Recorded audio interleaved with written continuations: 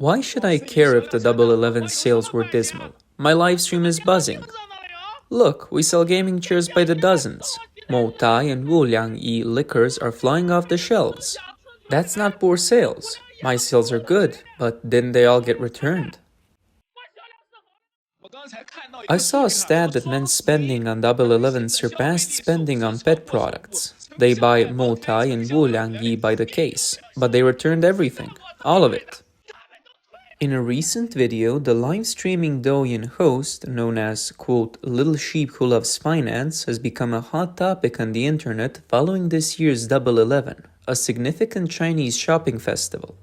Little Sheep, who recently ventured into the live streaming sales industry, gained notoriety not for his impressive sales skills, but for the staggering 99% return rate of products sold during his broadcast, earning him the unofficial title of, quote, champion of sale returns across the internet. Some even suggested he should apply for a Guinness World Record for returns. During the Double 11 event, Little Sheep primarily promoted a type of chicken feet snack along with other products. While the exact sales figures are unknown, the total amount refunded had reached 180 million yuan, with chicken feet returns alone accounting for 160 million yuan. This massive volume of returns likely left the chicken feet manufacturer in distress. For 160 million yuan. Chicken feet returned. The chicken feet factory hired 20 plus workers for the production line, but moved them all to customer service. Fellas, the most united thing I've seen is Yang D's live stream. They buy together, they return together. Strangers, yet they have this unspoken understanding. Data reveals that in Little Sheep's November live streams, a boneless chicken feet product emerged as a bestseller, with initial sales reaching 60,000 yuan. Unexpectedly, the next day saw refunds totaling 58,000 yuan. It appears that his followers, utilizing concepts from the stock market, engaged in a unique form of interaction with his live stream. The start of the live stream was termed, quote, market opening, its conclusion, quote, market closing. Purchasing chicken feet was likened to, quote, retail investors entering the market. Buying large quantities was compared to, quote, institutional investors entering. Requesting a refund was dubbed, quote, short selling. Selling out of stock was called, quote, limit up. Restocking was termed, quote, market manipulation. And forgetting to return purchased chicken feet was jokingly referred to as being, quote, trapped in a position. This playful use of investment terminology made the experience quite entertaining, leading to active participation from his followers. Products often sold out before he could finish introducing them, with some orders reaching 170,000 yuan, only to be promptly returned under the claim of, quote, short selling the live stream. This, quote, reverse harvesting experience sparked lively discussions in the comment sections. Comments were mostly jovial and lighthearted, with some suggesting that instead of being scolded for not working hard enough in popular live streamer Li Jiaqi's sessions, they'd rather, quote, short sell chicken feet in Little Sheep's stream and become the Wolf of Wall Street. Another product featured in Little Sheep's live stream was the Aofeng gaming chair, with sales reaching 20 million yuan, almost all of which were returned. In an amusing twist, some even inquired with Aofeng's official website whether they would accept returns of gaming chairs, won during Little Sheep's giveaway events. I mean, is what you're doing even right? You want a gaming chair in my stream, then ask the official store if they'll take it back. They're already unhappy, sold 20 million worth, and you all returned it. That's just too much. Previously, Little Sheep was a financial blogger. As a self-described, quote, fresh green leak in the finance world, he resonated with many followers by sharing his experiences of losses in stock trading and mutual fund investments. Especially amidst the current underperformance of the A-share market and widespread investor grievances. This approach helped him accumulate a following of 500,000. After losing 1 million yuan in mutual fund investments this year, Little Sheep, noticing his growing Douyin audience, thought to try his hand at live streaming sales to recoup his investment losses. To his surprise, his sales exceeded expectations, reaching over 100 million yuan in just a week, with a viewership reaching 1 million. However, Little Sheep's celebration was short-lived as a nightmare unfolded. His followers began requesting refunds en masse, watching the refund amount escalate from 5 million to 10 million, 50 million, and eventually surpassing 100 million yuan, effectively returning almost all the goods sold and resulting in a return rate of over 99%. Little Sheep did not anticipate that after escaping the quote claws of the stock market, he would fall into the quote jaws of livestream sales, with his fans ironically quote harvesting him. He has now been featured in a Baidu wiki entry, which starkly notes quote sold goods worth over 100 million yuan with a 100 return rate. Although his Double 11 event turned out to be a mere spectacle without real profit, it significantly boosted his popularity, with his follower count rapidly rising from 500,000 to 750,000. Little Sheep now ranks alongside top broadcasters and well-known media institutions in sales and influencer rankings, achieving a reputation score of 4.78, surpassing 89% of his peers. However, his followers are not high-quality buyers, with most participating for entertainment rather than serious purchasing. With such a high rate of returns, both Little Sheep and the merchants face substantial losses.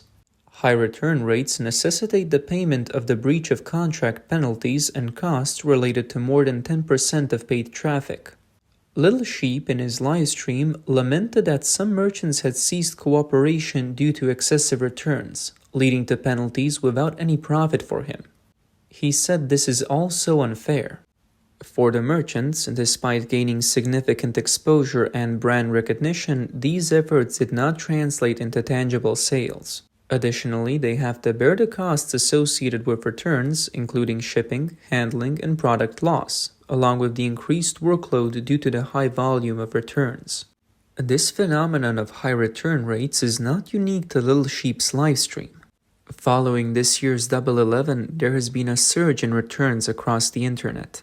China's leading livestream sales host, Li Jiaqi, reportedly generated over 25 billion yuan during this year's Double 11, an amount exceeding the GDP of many counties. However, rumors soon surfaced of Li facing 6 billion yuan in returns. Many netizens, dissatisfied with Li's previous practices, engaged in a cycle of buying and returning products in his livestream. Incidents like the fluorescent eyebrow pencil saga, where he scoffed viewers for finding it expensive, and empty Estee Lauder cream jars have sparked considerable backlash, with many viewers flooding his livestream with return requests. Frustrated, Li left his livestream midway and did not broadcast the following day. Additionally, his recent accusation of copyright infringement against JD.com led to an unexpected response from the platform. During Double 11, JD.com's livestream aggressively competed, proclaiming lower prices than Li Jiaqi's stream and giving away a fluorescent eyebrow pencil every 10 minutes, clearly mocking Li. JD.com frequently offered discounts on the same products featured in Li's stream, sometimes up to 50% off, indirectly causing a significant number of Li's viewers to return their purchases and switch to JD.com for better deals. At the stroke of midnight on November 12, 2023, the Double 11 shopping festival came to an end. According to reports from mainland media, Li Jiaqi's team announced that, based on sales and pricing data from Li Jiaqi's livestream, his total revenue for this year's Double 11 is conservatively estimated to exceed 25 billion yuan. This news quickly topped the hot search lists. However, the May 1 team, to which Li Jiaqi belongs, responded, stating that the reported figures were completely fabricated and grossly inaccurate. They clarified that the collection and analysis of Double 11 data were far from complete, and Li Jiaqi's livestream had never disclosed gross merchandise volume (GMV) data. The claimed revenue of 25 billion yuan was dismissed as baseless. Investigative data, however, revealed that Li Jiaqi's sales on the first day of last year's Double 11 pre-sale reached 21.5 billion yuan. This year, his first day sales amounted to 9.5 billion yuan, a more than 50% decrease compared to the previous year. Last year, Li Jiaqi's sales accounted for nearly one-third of the total Double 11 sales, but this year that figure dropped to about a quarter. The denial from Li Jiaqi's team comes amidst a different climate in China. Currently facing significant financial challenges, the Chinese government is vigorously pursuing wealth under the banner of common prosperity, leading to increased scrutiny of wealth accumulation. Last year, Li Jiaqi was embroiled in a tax evasion scandal and rumored to have paid 1.7 billion yuan in owed taxes. He also faced several months of suspension after a livestream incident during the June 4th period, where he showcased a tank-shaped ice cream cake touching on the politically sensitive topic for the Chinese Communist Party. In September this year, Li Jiaqi faced backlash during a livestream for promoting a 79 yuan domestic brand eyebrow pencil by Fluorasis. Responding to a viewer's comment about the brand becoming increasingly expensive, Li retorted by questioning whether viewers' wages had increased and if they had worked hard. This comment sparked outrage on Weibo, with netizens expressing anger over his remarks, accusing him of mocking the poor and highlighting the lack of opportunities for young people.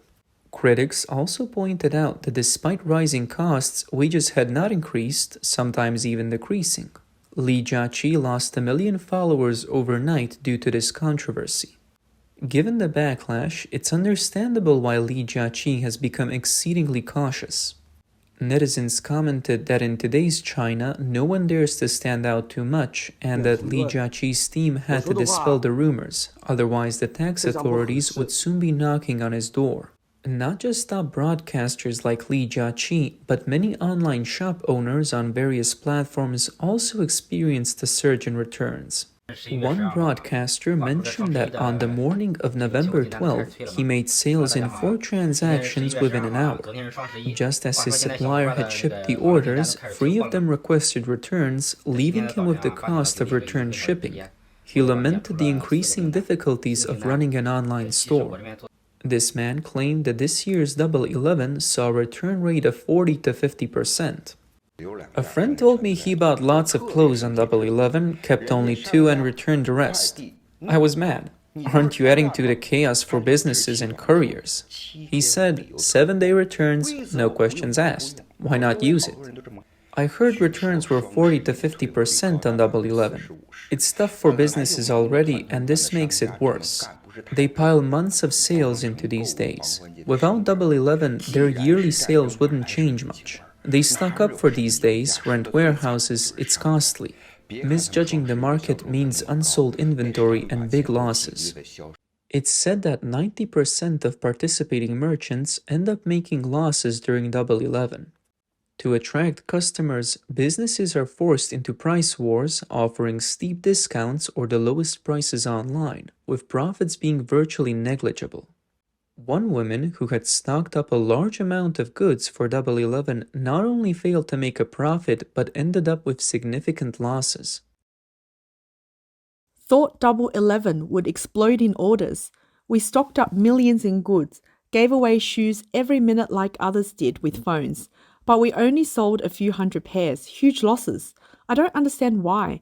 The products and prices were good, just no buyers. Maybe I'm not cut out for this? This year's Double 11 ended in a subdued manner for major e-commerce platforms. Despite their comprehensive promotional efforts, starting from late October with slogans like, quote, lowest price on the net and, quote, truly cheap, the shopping festival concluded quietly. Both major platforms, Taobao and JD.com, declared significant growth in order numbers, user count, and turnover, but did not disclose GMV or specific growth figures. Some analysts speculate that the actual data might be too dismal to reveal. This year's Double 11 felt odd. Tmall and JD claim record growth but won't disclose exact amounts. If the data is good, why not share it? It's weirder still, the couriers were unusually quiet. No overflows at delivery points or long queues. If sales were good, couriers would feel it most. But the truth is, sales were slow. National Postal Bureau data, 639 million parcels this year, down from 696 million in 2021 and 675 million in 2020. Decline in courier volume shows it. Only with increased volume can the final turnover rise. Tmall and JD embellish data because they're huge, accountable to shareholders, businesses, consumers, and even the country. This year's narrative was economic recovery. They've been doing Double 11 reports for 15 years. Can't stop now, but being too honest is risky. So they show recovery from different angles. But no matter, their stocks didn't rise during Double 11, showing the market's verdict. Consumers aren't easily fooled anymore. Multiple Chinese media sources and financial bloggers, citing data from Xingtu, reported that the total sales from November 10th to 11th across all platforms amount to 77 billion yuan. Far less than Taobao's 500 billion yuan turnover last year. This year, Taobao's turnover was only 166.6 billion yuan. JD.com made 77 billion yuan, Pinduoduo 20 billion yuan, with the rest from platforms like Douyin. Compared to last year's 936 billion yuan turnover on e-commerce platforms, this year's figures represent a drop of over 70%. As for why this year's turnover was so dismal, an analysis by self-media broadcaster suggested the following. First, consumers aren't falling for the price hikes, then drops on Double 11. Second, every live stream yelling, "Price break today," makes every day feel like Double 11. People are used to and resisting this tactic. Third, consumers don't have much money. There's a growing anti-consumerism, anti-shopping trend. Save 30% by spending today, but saving 100% by not spending is better. Double 11's been around for 15 years. It's lost its purpose. People are wise to the tricks, so maybe let's drop the Double 11 act and stop deceiving people.